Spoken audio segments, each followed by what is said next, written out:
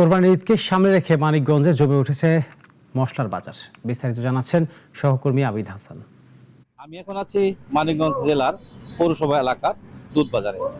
আসন্ন পবিত্র ঈদ উল আজহাকে সামনে রেখে মশলার চাহিদা বেড়েছে।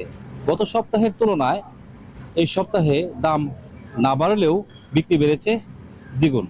আমি যদি মশলার দাম জানাতে চাই, হলুদ বিক্রি হচ্ছে 400 থেকে 450 টাকা, মরিচ বিক্রি হচ্ছে 500 থেকে 550 টাকা, ধনিয়া বিক্রি হচ্ছে 300 থেকে 350 টাকা, আর গরম মশলা বিক্রি হচ্ছে 480 টাকা, 480 থেকে 500 টাকায়। তেজপাতা বিক্রি হচ্ছে 220 থেকে 250 টাকায়। জিরা বিক্রি হচ্ছে 600 থেকে 650 টাকা। আদার দাম কিছুটা কমেছে, আদা বিক্রি হচ্ছে 180 টাকা। রসুন বিক্রি হচ্ছে 100 থেকে 120 টাকা। আর পেঁয়াজের দাম অপরিবর্তিত রয়েছে। গত সপ্তাহে পেঁয়াজ বিক্রি ছিল 40 টাকা কেজি, এই সপ্তাহেও পেঁয়াজের দাম অপরিবর্তিত রয়েছে। তো এই ছিল মানিকগঞ্জ দুধবাজার এলাকা থেকে আমার কাছে সর্বশেষ।